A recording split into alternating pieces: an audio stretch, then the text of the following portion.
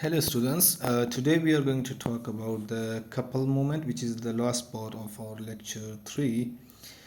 It is defined as the two equal and opposite parallel forces. So we have two forces, like for example in this case F1 and F2 you can call them, and these forces are equal. So they are equal, that's the first condition, and second, they are parallel. Okay, and also the third condition, which is that they are opposite. So they are parallel, they are equal, and they are opposite. So when we have this kind of forces, and the last condition is to be they are separated by a certain distance. So we have a certain distance. If there is no distance, then we will not call them couple, which would be like, for example, in case of when they are applied, for example in this case like this. So if they are applied without any distance between them, then we will not call them as a couple, because they will be cancelling out each other. So when they have they are separated by a separate by a distance, have they are opposite, parallel, and equal. So in that case, we call them as a couple. Okay. In this case, you see the net force is 0, as both are in vertical direction and have opposite direction, or equal or parallel. So the net force is 0, but what it produces is a pure rotation. So in this case, for example, it will try to rotate the body counterclockwise. Okay, so whenever we have such case, we call it as a couple moment, because every force is producing a moment. Previously we did discuss that the moment is equal to the force time the perpendicular displacement from the point of rotation or axis of rotation. Okay, but in this case we have two forces and each has a separate distance from the center of rotation. So what would be the moment, or the couple's moment, or the moment produced by this couple? So we said in this case we just keep it simple.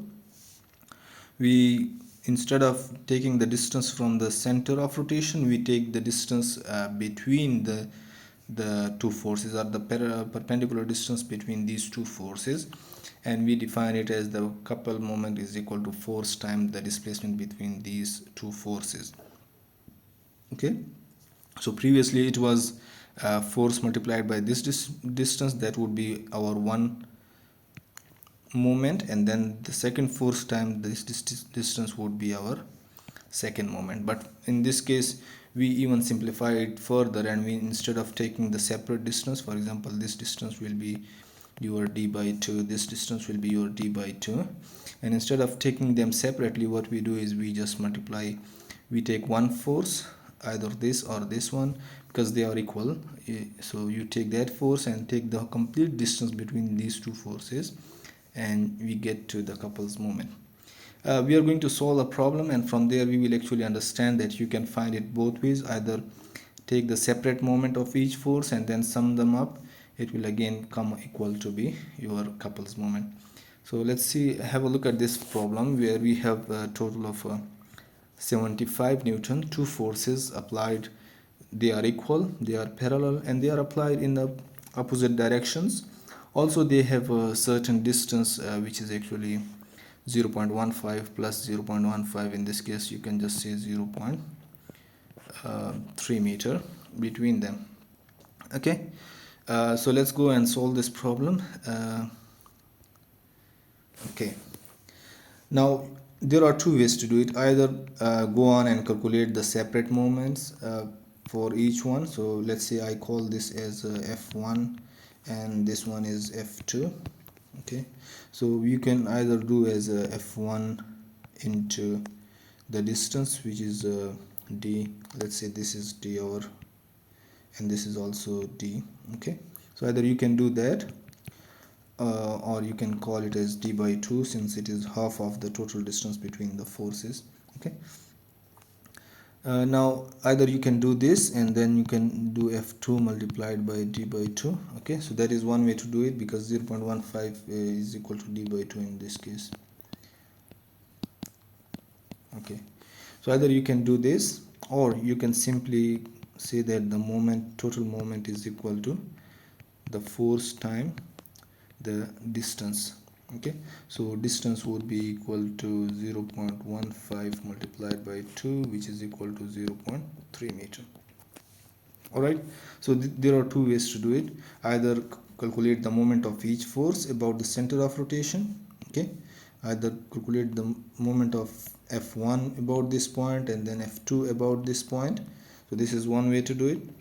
And in that case you will have, let's say, in case 1 we have the F1 equal to 75 multiplied by the distance from the center is 0.15 plus your second moment will be this F2, which is again 75 multiplied by the distance, in this case is again 0.15. So you can actually get it, let me get the calculator for you.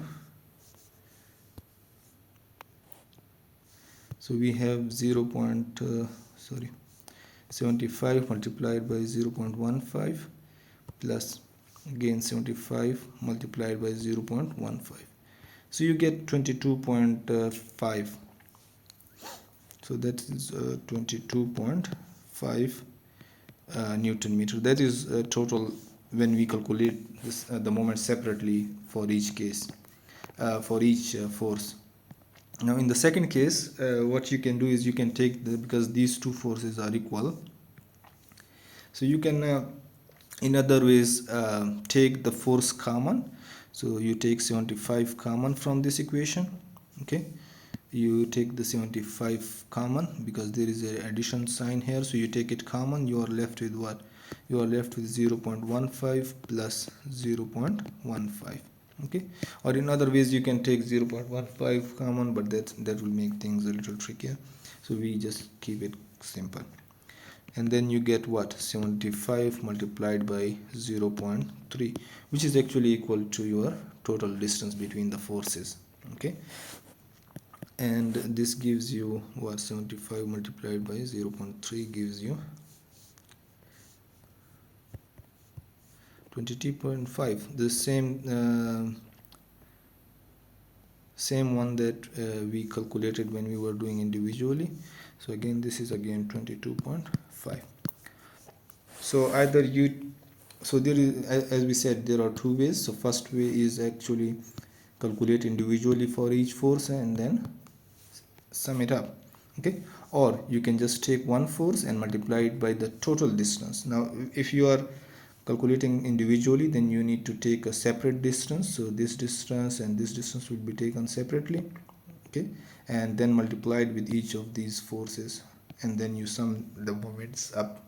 Or you can simply take one force and multiply it with the total distance that you have, okay, between the forces, and that will also give you the same answer. So whichever way you prefer, just go for it. But it has been made easier for the couples moment that you can just take the distance between forces and multiply it with the force F, and it will give you the couples moment. All right, this is the last topic of our third lecture. Thank you very much, and I will see you in the next lecture. Take care. Bye.